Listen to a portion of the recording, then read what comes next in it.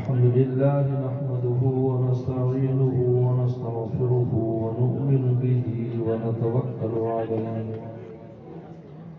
ونعوذ بالله من شرور أنفسنا ومن سيئات أعمالنا من يهده الله فلا مضل له ومن يضلل فلا هادي له ونشهد أن لا إله إلا الله وحده لا شريك له ونشهد أن سيدنا وسندنا وحبيبنا وشفيعنا ومولانا محمدا عبده ورسوله صلى الله تعالى عليه وعلى آله وأصحابه وبارك وسلم. أما بعد فأعوذ بالله من الشيطان الرجيم. بسم الله الرحمن الرحيم. إنا نحن نزلنا الذكر وإنا له لحافظون. وقال تعالى لو أنزلنا هذا القرآن على جبل لرأيته خاشعا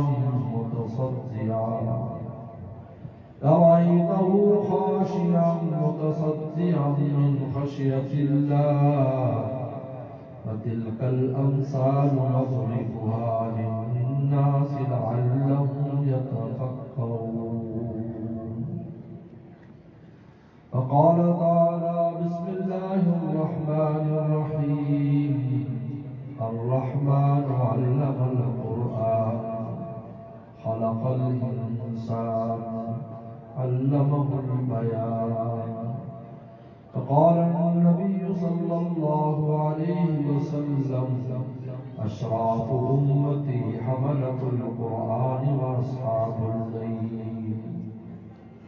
فقال النبي صلى الله عليه وسلم ما من نبي إلا أعطي مثل ما آمن عليه البشر وإنما أوتيت وحيا أوحى الله إلي فأرجو أن أكون أكثرهم تابعا يوم القيامة أو كما قال عليه الصلاة والسلام.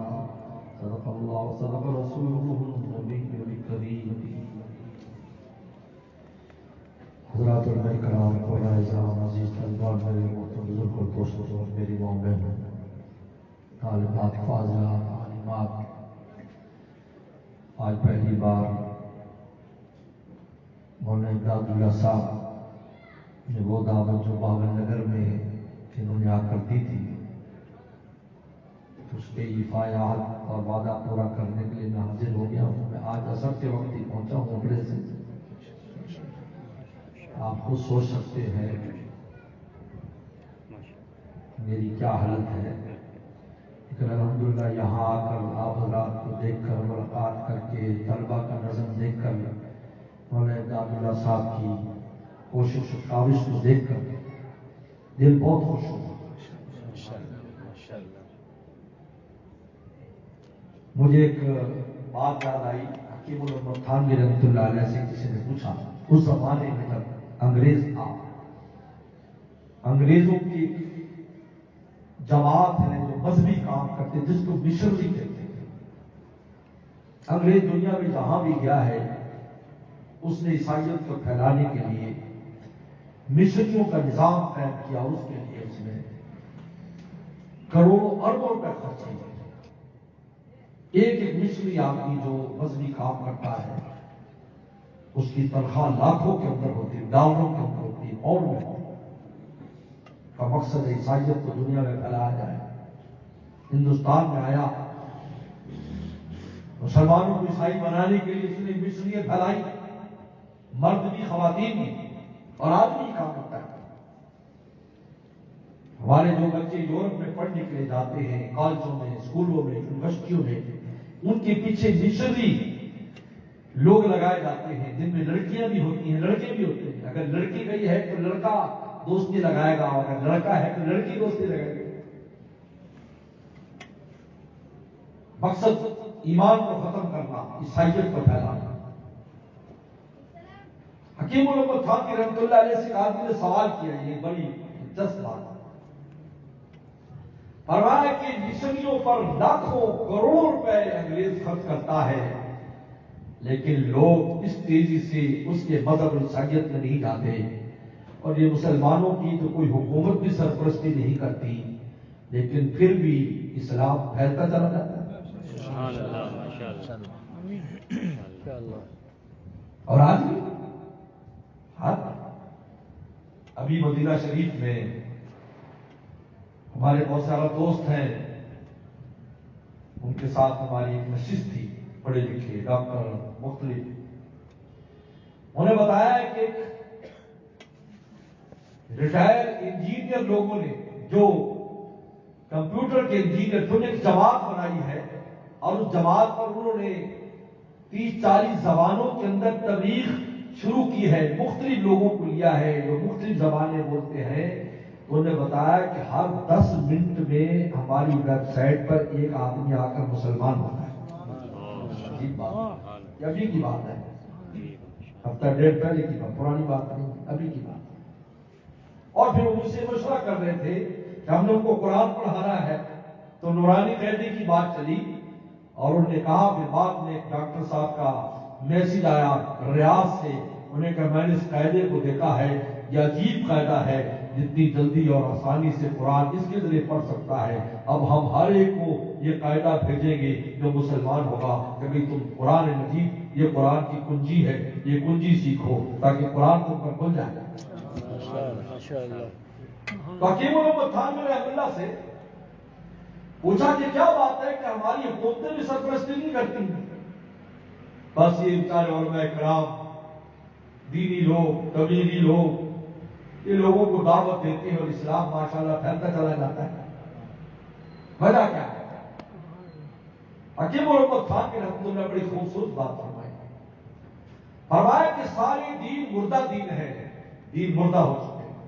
عیسائیت مردہ ہے، یہودیت مردہ ہے، جتنے بھی دنیا میں دین ہے جو آسمانی دین ہے، زمینی دین تو ان کی تو حیثیت کچھ نہیں ہے، آسمانی جو ادیان ہے وہ سارے مردہ ہو چکے ہیں. اسلام زندہ مذہب ہے، اگرچہ بوڑھا ہو گیا، 1400 سال 1500 سال اس پر گزر چکے ہیں، اور وہ مردہ ہے. مردے کو کھڑا کرنے کے لیے 6 آدمی چاہیے، اور ان میں کوئی بھی ڈھیلا ہوگا تو مردہ گر پڑے گا، لیکن بڈھے آدمی کو تھوڑا سا سہارا اگر مل جائے تو وہ چلنا شروع کر دیتا ہے. یہ زندہ مذہب ہے. آج دیکھ لیں پوری دنیا میں کون سے حکومت سرپرستی کرتی دینی کام کے لیے؟ آپ بتائیں، آپ ہی بتاؤ. کیا علماء کرام بیٹھے، طلبا بیٹھے. میں بھی بنوری ٹون 1978 کا طالب علم ہوں، بہت پرانا. اس زمانے میں کون سی حکومتیں سرپرستی کرتی تھی یا آج کر رہی ہیں؟ روکیں گے ضرور، لیکن اسلام پھیل رہا ہے. کیونکہ پیغمبر اسلام نے ساتھ فرمایا، حدیث عجیب اور غریب حدیث ہے، ما من نبی الا اوتی مثل ما آمن علی البشر. فرمایا کہ ہر نبی کو اللہ نے ایک معجزہ دیا تھا جس معجزے کو دیکھ کر انسان ایمان لائے تھے. موسیٰ صلی اللہ علیہ وسلم کے ڈنڈے کو دیکھا، جادوگر ایمان لے آئے. سلمان صلی اللہ علیہ وسلم کے معجزات کو دیکھا، بلقیس اپنے پورے لو لشکر کے ساتھ اور پوری رعایت کے ساتھ ایمان لے آئے. یہ نبی ہے، ان کے پیچھے اللہ کی ذات ہے. یہ ہمارے بس میں نہیں ہے کہ ارادے سے اتنا بڑا تخت اڑتا ہے جس پر ہزاروں لوگ ہیں اور جنات کو سخر ہے اور جانوروں کی بولیاں، چیونٹی سے بھی بات ہو رہی ہے، چیونٹی سے بات ہو رہی ہے. کال نملت پوری نمل دیکھ لیجیے، کال نملت تو سردار تھی، اس نے اعلان کیا اگر کوئی سردار بن جائے تو کوئی بہت بڑا آدمی نہیں بن جاتا، چونٹی بھی سردار تھی. بلکہ ایسی سردار تھی جس کی سرداری کو زوال بھی نہیں تھا. میرے مرشد شاہ کی وقت صاحب فرماتے تھے یہاں تو 5 سال کے بعد بلکہ اس سے پہلے ہی سیٹ نکل جاتی ہے اور کرسی الٹی ہو جاتی ہے. جنگل میں شیر بادشاہ ہے اور جب سے وہ اللہ نے پیدا کیا وہ بادشاہ ہی چل رہا ہے آج تک. اس کی بادشاہت کو زوال نہیں ہے. نہ الیکشن ہے نہ کچھ اور ہے, نہ سلیکشن نہ الیکشن ہے. ایک بار بندروں نے مشورہ کیا تھا کہ اس کی بادشاہ کو ہٹانا چاہیے, ہماری اکثریت ہے, جمہوریت ہماری, اس کو ہٹانا چاہیے شیر کو. بندر اکٹھے ہو گئے, بس ایک دھار زور سے ماری, شیر نے سب کے پیشاب نکل گئے. مجھے بتاؤ, ستارے اگر یہ کہیں کہ ہماری تعداد زیادہ ہے سورج کی کم ہے, تو سورج کہے گا اچھا مجھے آنے دو, پھر الیکشن کرا لو, تو ستارے نظر آئیں گے. مہر نمایاں ہوا چھپ گئے تارے, مہر نمایاں ہوا سورج نکلا چھپ گئے تارے, وہ مجھے بھری بزم میں اکیلے نظر تنہا. چوٹی بات کر رہی, افراد بلایا, جب آپ کو یہ آواز پہنچی تو چونٹی کو طلب کیا, بلایا گیا, ہاتھ کی اس کے ساتھ. کے بعد روایات میں آتا ہے, علامہ مظہری رحمۃ اللہ علیہ نے لکھا, تفسیر مظہری میں علامہ قاضی ثناء اللہ پانی پتی رحمۃ اللہ نے لکھا, انہوں نے پوچھا, چونٹی سے پوچھا کہ تیری سال کی خوراک کیا ہے؟ انہوں نے کہا میری خوراک ایک دانہ ہے, پورے سال میں ایک دانہ میرے کافی.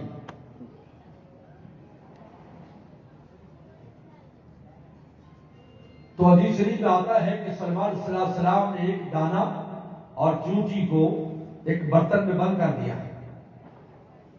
تو جب سال گزرا تو آدھا دانہ کھایا تھا, آدھا نہیں کھایا تھا.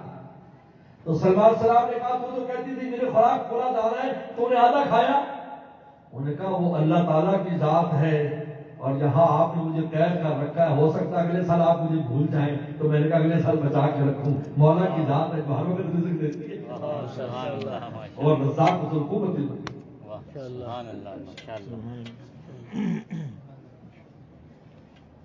کہتے انسان کو رزق ایسے تلاش کرتا ہے جیسے موت تلاش کرتا ہے. اس لیے میں علماء کرام سے کہا کرتا ہوں, یہ روٹی کی وجہ سے پریشان مت ہوا کرو. ہاں بالکل, یہ تو جب ماں کے پیٹ میں 4 مہینے کی اس وقت روٹی لکھ لی گئی. یہ روٹی ڈگریوں پر نہیں ملتی, یاد رکھو کہ اس بار ڈگری ہو تو اس کو روٹی ملے, ایسا کچھ نہیں ہے. بڑی بڑی ڈگریوں والے بھوکے مر جاتے ہیں, اور بڑے بڑے ان پڑھ کو پوچھے لگانے والے ہیں. کم عالم عالم آیت مذاہبہ وکم جاہل جاہل تلقاہ مرزوقا. اور میں کلام اس شعر سے مزہ لیں گے, کتنے بڑے بڑے عالم روٹی کے تنگ ہے, اور کتنے جاہل ہیں کہ رزق میں غرق ہے. ھذا الذی سیر الاوہام حائرۃ سیر عالم النہریہ زندیقہ. انسان حیران ہو جاتا ہے اللہ تعالیٰ کی تقسیم پر. اللہ فرماتے ہیں یہ معیشت ہمارے ہاتھ میں ہے, ہم روٹی دیتے ہیں, روٹی ہمارے ہاتھ میں ہے, اس کے مطابق ملے گی. ہاں اگر ہمیں راضی کرو گے تو برکت والی ہو جائے گی. برکت والی کیا مطلب, کام آئے گی وہ روٹی تمہارے, وہ روٹی فائدہ پہنچائے گی. سوکھی روٹی فائدہ پہنچائے گی. سوکھی روٹی سے ایسی صحت بن جائے گی, مسلم کھانے والوں کی ایسی صحت نہیں ہوگی. اس کا نام برکت ہے. برکت کہتے ہیں جس شے میں نفع ہو اس شے کو برکت والی شے کہا جاتا ہے. اگر اس سے نفع حاصل نہ ہو تو وہ برکت والی چیز نہیں. ابھی ایک جگہ پر بیان میں سفر میں نے کہا کہ دیکھو عمر کی برکت, کتنے لوگ 100 سال عمر ہو گئی, کوئی ایک بھی اچھا کام اس سے نہ ہوا. اور ہم جس سندھ میں بیٹھے, محمد بن قاسم یہاں آیا تھا تو 17 سال عمر تھی, اس کے انتقال ہوا تو 19 سال عمر تھی. 17 سال کی جوانی کے اندر آغاز زمانے میں آنے والے نوجوان تھے. اللہ نے عمر میں ایسی برکت دی کہ آج تک کے یہاں سے لے کر ملتان تک کے مسلمان اس کے صدقہ جاریہ میں لکھے گئے. تو فرمایا ما من نبی, ہر نبی کو اللہ نے معجزہ دیا جس پر لوگ ایمان نہ آئے. لیکن کیا ہوا, جب پیغمبر گئے معجزے نے کام نہیں کیا. سلمان حضرت موسیٰ علیہ السلام چلے گئے, ڈنڈا سانپ نہیں بنتا تھا. سلمان سلام چلے گئے, تخت موجود ہے, ہوا میں نہیں اڑتا. نوح علیہ السلام کی کشتی پانی میں نہیں چلتی. لیکن آپ نے کہا فرمایا انما اوتیت وحیا, لیکن مجھے جو سب سے بڑا معجزہ دیا گیا ہے وہ اللہ کی وحی اور قرآن ہے. سب سے بڑا معجزہ. تو آپ کے بڑے معجزات ہیں, 300 سے زائد معجزات ہیں. علامہ سیوطی رحمۃ اللہ علیہ نے بھی کتاب لکھی, اور علامہ عبدالحق محدث دہلوی رحمۃ اللہ علیہ نے بھی کتاب لکھی, دلائل نبوت کے نام سے اس نے معجزات کا بیان. اور ایسے ایسے معجزے پیغمبر صلی اللہ علیہ وسلم کے کہ پیغمبر صلی اللہ علیہ وسلم کے ہاتھوں سے پانی کے چشمے جاری ہو رہے ہیں. کہا موسیٰ علیہ السلام کا معجزہ, جس پتھر پر آپ نے ڈنڈا مارا تو اس سے پانی کے 12 چشمے چل پڑے. کہا کہ پتھروں سے تو پانی آتا ہے, نکلتا ہے. آخر جو چشمے نکلتے ہیں پہاڑی علاقوں میں. ایک مولانا صاحب تھے, پٹھان ہمارے دوست تھے, کہتے مجھے رونا نہیں آتا. میں کہا اچھا, ہم چند دن اکٹھے رہے تو پھر اس کا چپ ہونا نہیں ہوتا تھا. میں کہا سر آپ رونے والوں کے ساتھ رہو گے تو رونا ہے گا.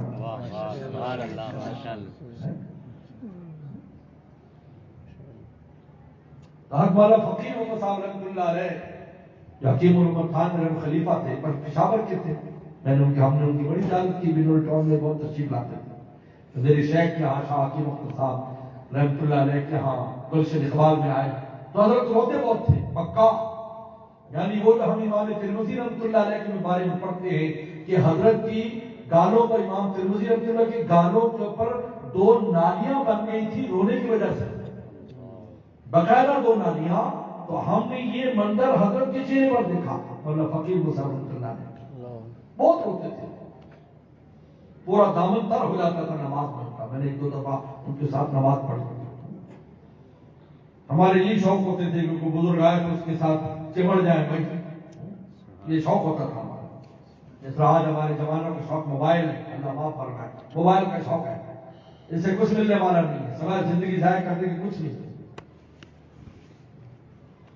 بزرگوں کے پاس رہو, بڑوں کے پاس, استادوں کے پاس رہو, ان سے کچھ لو, ان سے حاصل کرو, ان کی دعائیں لو, ان کی نظر ڈالی جائے گی, کام بن جائے گا تمہارا. قبولیت اللہ تعالیٰ فرمائیں گے. جب ایک ساتھ قبول ہو جاتا اللہ کے ہاتھ تو قابلیت بھی آ جاتی ہے. رومی رحمۃ اللہ نے لکھا ہے کہ ایک ملک میں بادشاہ مر گیا. بادشاہ مرنے کے بعد اب نیا بادشاہ بنانا ہے. نیا بادشاہ بنانے کا طریقہ کیا ہے؟ کہا کہ صبح کو پہلا آدمی جو شہر میں داخل ہوگا وہ بادشاہ. تو صبح کو پہلا آدمی جو داخل ہوا وہ مانگنے والا تھا, فقیر تھا, کشکول گلے میں ڈالی ہوئی تھی. وہ جو ہی اندر داخل ہو تو لوگوں نے پکڑ لیا, پولیس نے پکڑ لیا. انہوں نے کہا چلو چلو چلو, انہیں ہم مجھے کون جا رہے ہو بھائی؟ انہوں نے کہا تجھے بادشاہ بنانا ہے, کیونکہ ہمارے الیکشن کا طریقہ یہ کہ جو پہلا آدمی اس کو بادشاہ بنا دو. خیر نہ بلایا, اس کو شاہی لباس پہنایا, پہلا دربار لگا, بادشاہ کو تعارف کرایا کہ وزیر اعظم نے فلاں ہے, فلاں ہے, فلاں, سب کا تعارف کرایا. اب باؤ سے تو کبھی شاہی دربار ہی نہیں دیکھا تھا, اس کی نسلوں نے نہیں دیکھا, وہ تو ماننے کا کام کرتا گنا کر. اب جب دربار ختم ہوا تو 2 وزیروں کو بلایا, ان کا میری بغل میں ہاتھ دے کر مجھے کھڑا کرو. تو حیران ہو گئے. انہوں نے کہا کہ اگر جان کی امان پائیں تو کچھ پوچھے. انہوں نے کہا ہاں پوچھو. انہوں نے کہا کہ آپ کو کیسے پتا کہ بادشاہ جب کھڑا ہوتا ہے تو وزیر اس کو کھڑا کرتے ہیں, اس کے احساس میں یہ پروٹوکول ہے اس کا, آپ کو کیسے پتا؟ آپ نے تو کبھی دربار دیکھا ہی نہیں. انہوں نے کہا بیوقوف, انہیں جان کی امان پاری ورنہ بھی دربار سے نکال دیتا. جس اللہ نے بادشاہ بنایا ہے اس نے بادشاہت کے گن بھی سکھا دیے. جب آدمی اللہ کے یہاں قبول ہو جاتا ہے تو پھر قابلیت بھی اس میں آ جاتی ہے, پھر کام بھی اللہ سے لیتے ہیں. پھر یہ دیکھتے کہ زبان کیا ہے, رہنے والا کہاں کا ہے, آگے کیا ہے, پیچھے کیا ہے. قبولیت, قابلیت سے پہلے قبولیت ہے, پھر قابلیت. یہ دونوں چیزیں ملتی ہیں تو کام بنتا ہے. اور قبولیت کا سبب نیک لوگوں سے جڑنا ہے, یاد رکھو, یہ اس کا سب سے بڑا سبب ہے. کیونکہ آدمی جب مقبول کے پاس ہوتا ہے تو وہ بھی مقبول ہو جاتا ہے. جو کانٹا پھول کے ساتھ جڑتا ہے, بزرگ فرماتے اللہ اس کانٹے کو بھی پھول میں تبدیل فرماتا ہے. سبحان اللہ, ماشاءاللہ. کہ خار می گریس ہے وہ خلق. ایک کانٹا رو رہا تھا، اللہ آپ نے مجھے سراپا ہے بنا دیا. لوگ کہتے ہو دیکھو کانٹے والا رکھتا ہے، کپڑے سنبھالو کپڑے سنبھالو، اور آپ لوگوں کی تو عیب چھپاتے ہیں، اور مجھے آپ نے ایسا بنا دیا. لوگ دور سے میرا نام لیتے. خار بھی گریز اے پوش خلق. اور میں دعوت و مستجاب بالعذاب شد. اللہ نے اس کی دعا قبول کر لیا، اس پر خوبصورت پھول پیدا کر دیا. اب ہر آدمی پھول دیکھنے کے لیے آ رہا ہے تو کانٹے کو بھی پیار کرتا ہے.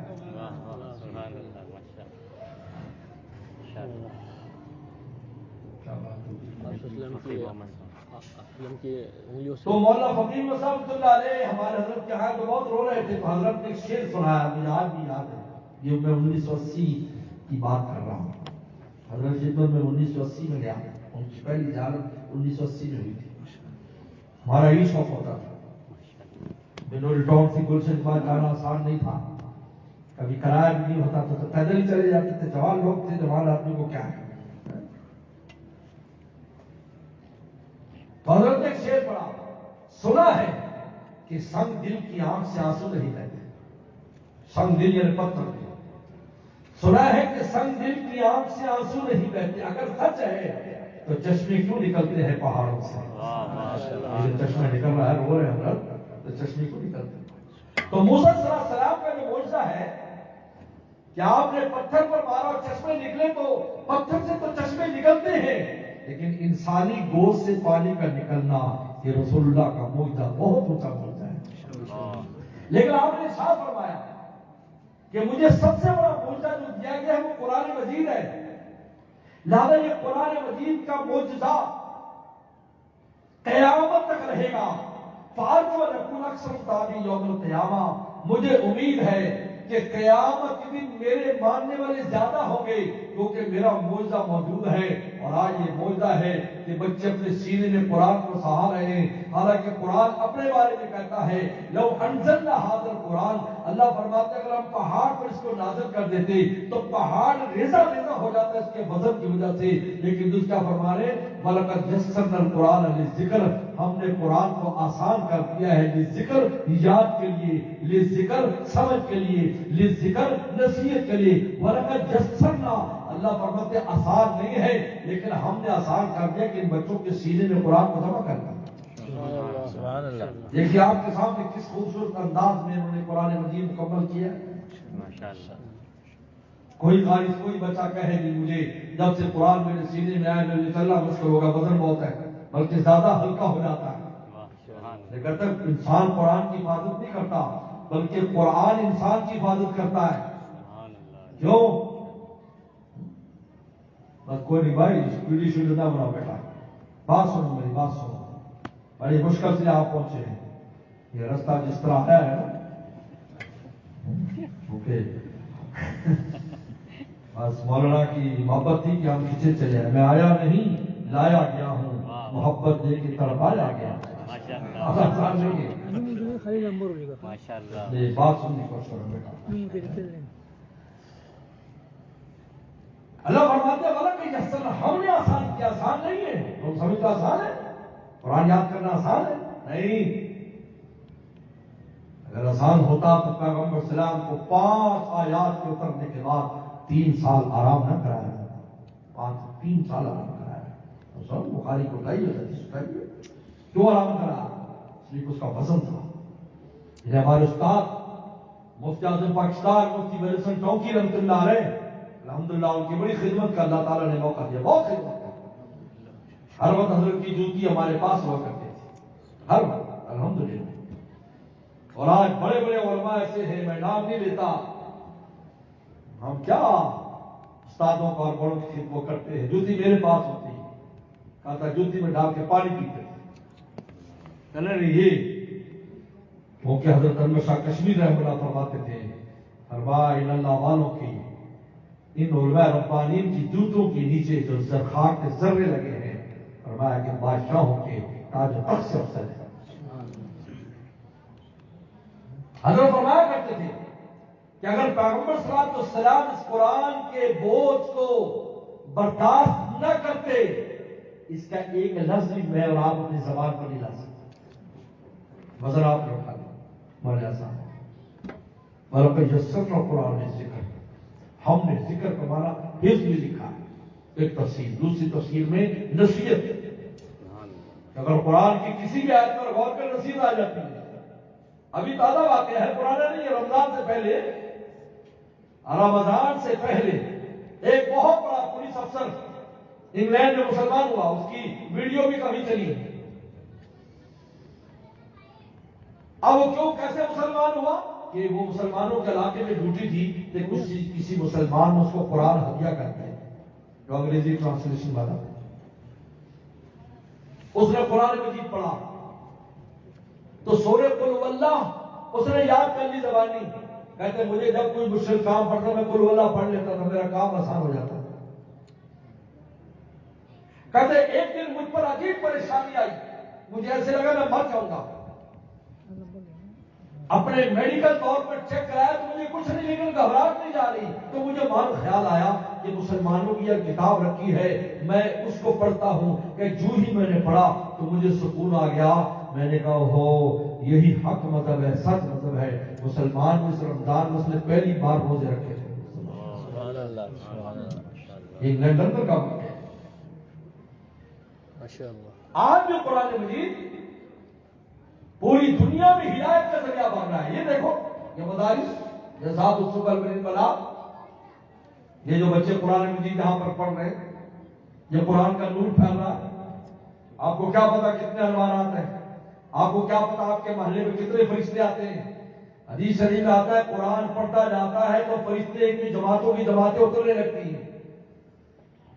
और आपकी आंख खुल जाए तो आप सारे जगह जगह मदरसे खोल लो। इसलिए मैं कहा करता हूं इन मदरसों की नाकदरी न करो। तुम देते क्या हो और लेते क्या हो। हाँ बताओ, दुनिया में कोई ऐसी मशीन है जिसमें 2 नंबर माल डाला जाए और उसमें से 1 नंबर चीज बन के निकले? है दुनिया में कोई मशीन? बोलो नहीं है। तुम डालो तो 80 नालायक सी चीज उसमें और आला बन के निकले, ऐसा हो सकता है?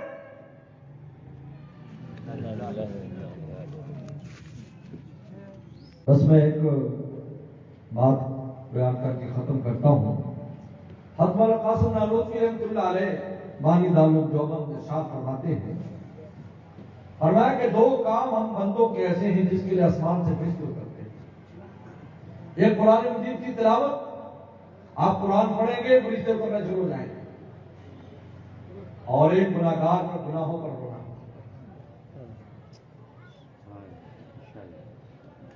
जब गुनाहगार गुनाहों पर रोता है फरिश्ते उतरते हैं देखने के लिए कि रोता कैसे है।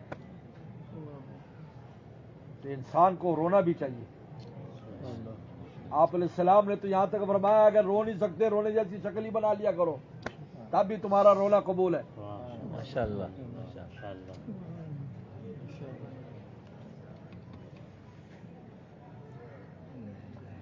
जात की हम पर इनायात है।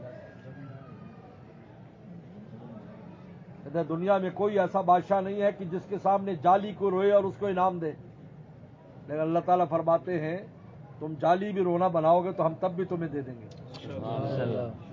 कोशिश तो करो। लम तब कहो फतबा कहो, रो नहीं सकते रोने जैसी शक्ल ही बना लो, तब भी हम नमाज लम तब कहो फतबा। मैं इन 2 कामों के ऊपर फरिश्ते आते हैं। कुरान पढ़ता है फरिश्ते आते हैं। जितने दीनी मदारिस से माशाअल्लाह दर्ज का हो, फरिश्तों की जमातों की जमातें आ रही, पूरे इलाके में नूर फैल रहा है, ज़ुल्मत कम हो रही है। इस वक्त पूरी दुनिया में कुरान का नूर फैल रहा है। कोई जगह नहीं जहां मदरसे नहीं, कोई जगह नहीं। अल्हम्दुलिल्लाह बहुत से मुल्कों में जाना हुआ, न्यूजीलैंड में वहां मैं गया, मदरसे, ऑस्ट्रेलिया, थाईलैंड, मलेशिया, पाकिस्तान तो है ही, कई मुल्क तो हैं, इधर यूरोप, अफ्रीका, माशाअल्लाह मदरसे जगह जगह कुरान के मदरसे, ऐसा कुरान के इनकलाब पूरे आलम में आया। क्योंकि आपने फरमाया कि ये मौजज़ा मेरा क़यामत तक काम करे, और आज काम कर रहा है।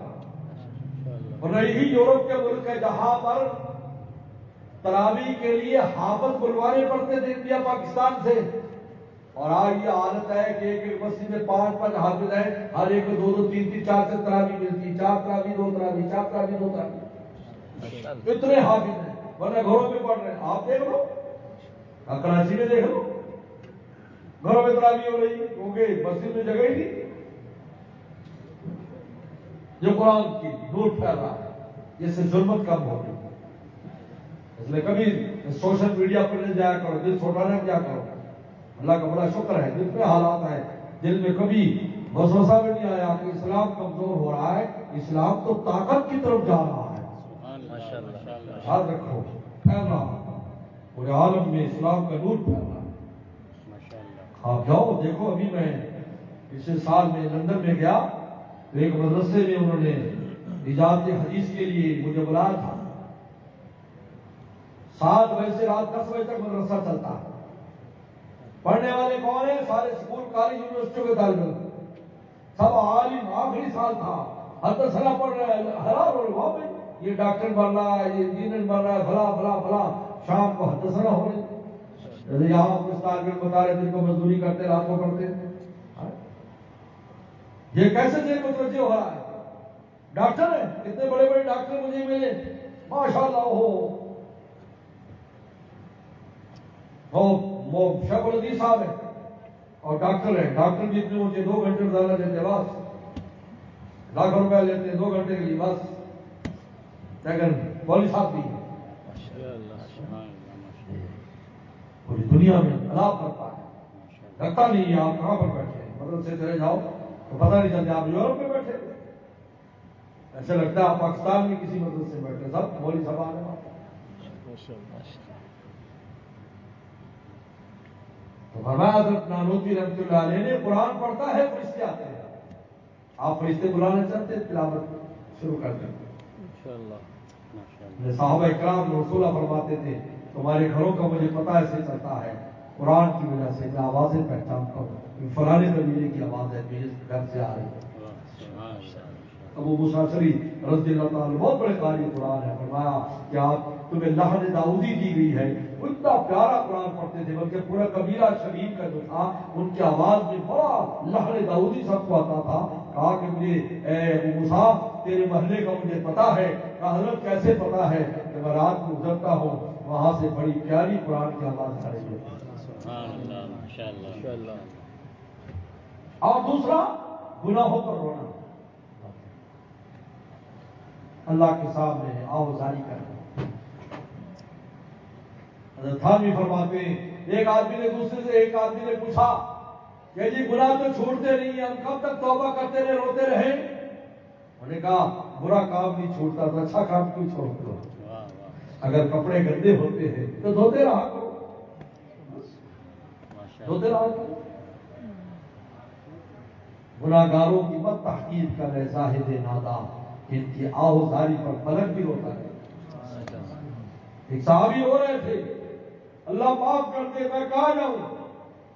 رسول اللہ سن رہے تھے، فرمایا تو نے عرش کے فرشتوں کو رلا دیا ہے، میری آہ ایسی گئی ہے کہ عرش کے فرشتے بھی رو رہے ہیں تیری ہمدردی، یہ بندہ رو رہا ہے، دو کو ہم کیسے؟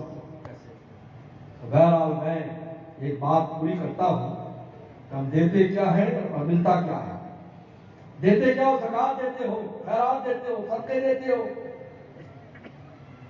یہ زکات صدقے وہ ہیں جو پہلے زمانے میں آگ جلاتی تھی، یہ رسول اللہ کی برکت سے جائز ہو گئے۔ اور بنتے کیا ہیں؟ حافظ، عالم، قاری، بڑے بڑے لوگ بنتے ہیں۔ بتائیے بنتے کیا ہے؟ مال کیسا بن رہا ہے اور دے کیا رہے ہو؟ کیا دے رہے ہو؟ احسان کرتے ہو؟ احسان نہیں ہے۔ یہ میرے مرشد فرماتے تھے جزاک اللہ نہ کہا کرو جب کوئی مسجد چندہ دے، اور تقبل اللہ، جزاک اللہ تو تب کہ جب آپ کو ہدیہ دے، جب آپ کو ہدیہ دے کو جزاک اللہ بھائی بہت شکریہ یار تو نے ہدیہ دیا۔ مولوی صاحب کو ہدیہ بھی نہیں دیتے لوگ، ہدیہ نہیں دیتے، حالانکہ ہدیہ دینے تھے سلم کو صحابہ ہدیہ دیتے تھے، بھی سنتے تھے، عزیز و غریب کو ہدیہ دو۔ تو آپ جو زکات خیرات دے رہا ہے کہ اللہ قبول کرے گا، اس پر کیا احسان ہے؟ آپ نے آخرت بنا رہا ہے۔ میں تو کہا کرتا ہوں حدیث صلاۃ والسلام کے امت کے لیے دسترخوان اتر آیا. سورہ مائدہ اس پر نازل ہوئی سورہ مائدہ. تو کیا اس امت کے ان درویشوں کے لیے دسترخوان نہیں اتر سکتا؟ لیکن تم بیچ میں پھنس جاتے ہو، نہ پورا دیتے ہو نہ دسترخوان آنے دیتے ہو. تو نکل جاؤ تو دسترخوان آئے گا نا، تم بیچ میں آئے ہو. تو ان کا کوئی نہیں تھا، سارے ان کے خلاف ہو گئے تھے. اب وہ بیچارے ہماری رہ گئے، اب کوئی نہیں ہے ان کو روٹی پانی دینے والا. تو اللہ تعالیٰ نے دسترخوان اتار دیا. لیکن یہاں کیا ہے، پورا کام بھی نہیں کرتے کہ چلو مدرسہ آرام سے چل جائے اور دسترخوان بھی نہیں آنے. تم نکل جاؤ بیچ میں، ایسے دسترخوان آئے گا. اللہ تعالیٰ نے کہا نہیں. جب یہ اعتراض کیا صفا کے صحابہ پر، منافقین نے اعتراض کیا، لا تنفقوا علی من عند رسول اللہ حتی ينفضوا، ان صفا والے پر خرچ نہ کرو، یہ رسول اللہ کو چھوڑ جائیں گے، یہ کھانے کے لیے جمع ہے. اعوذ باللہ من ذالک. اللہ میدان میں آیا، خود اللہ نے قرآن نازل کیا، کہا کہ غلط سمجھتے ہو، وَلِلَّهِ خَزَائِنُ السَّمَاوَاتِ وَالْأَرْضِ، سارے خزانے اللہ کے ہاتھ میں ہیں. ہم اپنے خزانوں سے باراز کھلا سکتے ہیں لیکن تمہیں اجر نہیں ملے گا. تم فارغ ہو جاؤ، تمہیں کچھ نہیں ملے گا. اللہ چاہتے سارے جنت میں چلے جائیں. اس لیے کوئی کسی بھی طالب علم کے لیے، عالم کے لیے خرچ کرتا ہے، اس کے لیے صدقہ جاریہ بن جاتا ہے. اس کا نتیجہ کیا نکلتا ہے؟ قبر میں جائے گا کام آ جائے گا. وہ پیسہ خرچ کیا ہوا کام آ رہا ہے. یہ اللہ تعالیٰ نے، میں ایک بات کہتا ہوں، آدم علیہ السلام سے پہلے خانہ کعبہ جنت کا ایک موتی اتارا گیا تھا، جس کا طواف فرشتے کرتے تھے. جب آدم علیہ السلام جب مالدیو سے ہندوستان سے چلے اور خانہ کعبہ قریب آئے تو اللہ نے موتی اٹھا لیا اور کہا کہ دیکھ یہ بنیاد، اس پر گھر بنا. آدم علیہ السلام نے سب سے پہلے اللہ کے گھر کو تعمیر کیا. تو سوال یہ ہوتا ہے کہ وہ کیوں اللہ تعالیٰ نے اٹھا لیا؟ تاکہ یہ انسان بھی اس میں حصہ لے سکے، ورنہ وہ موتی تو ہمیشہ کے لیے رہتا، اس میں کوئی تبدیلی کی ضرورت نہیں تھی. لیکن خانہ کعبہ اللہ تعالیٰ نے ہم سے کس سے بنوایا؟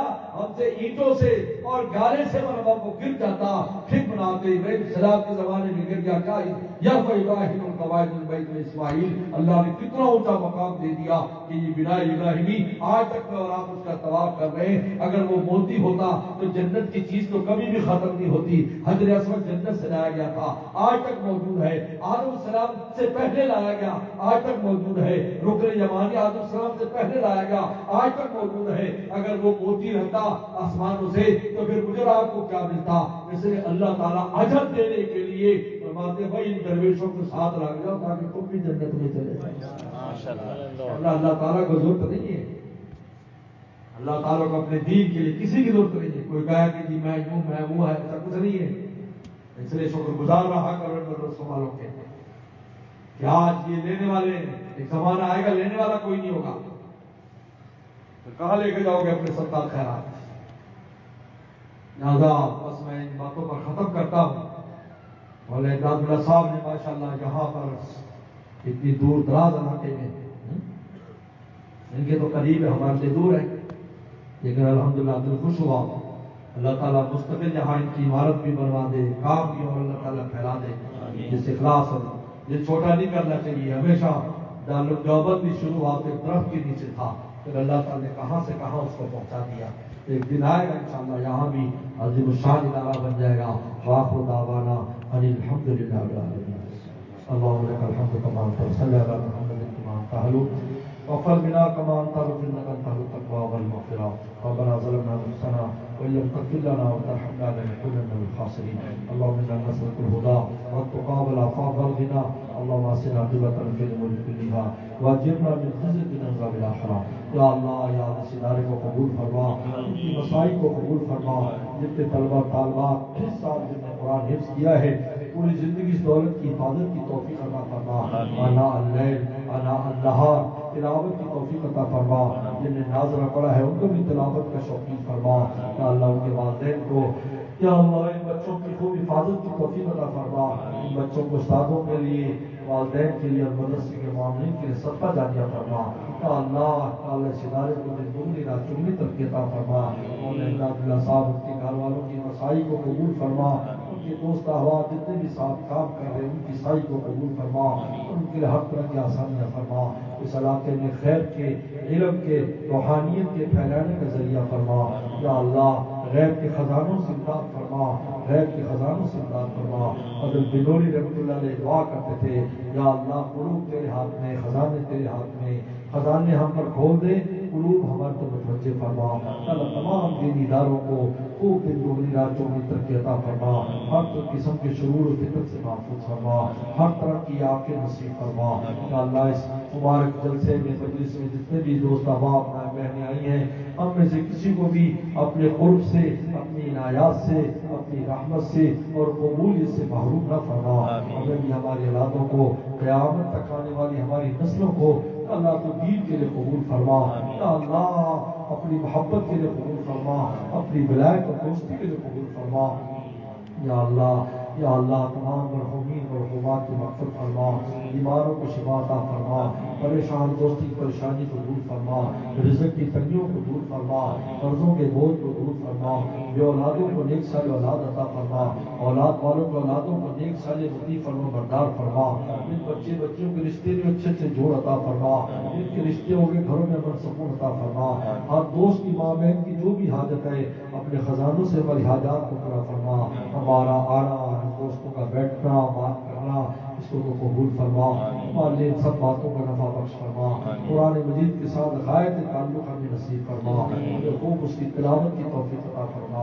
اپنی محبت، اپنے حبیب صلی اللہ علیہ وسلم کی محبت، نیک لوگوں کی محبت، نیک اعمال کی محبت ہمیں نصیب فرما۔ یا اللہ، یا اللہ جو مانگے وہ بھی عطا فرما، جو نہ مانگ سکے وہ بھی عطا فرما۔ ربنا تقبل منا انک انت السمیع العلیم۔ صلی اللہ تعالی علی خیر خلقہ محمد و آلہ وصحبہ اجمعین۔ السلام علیکم و رحمۃ اللہ وبرکاتہ۔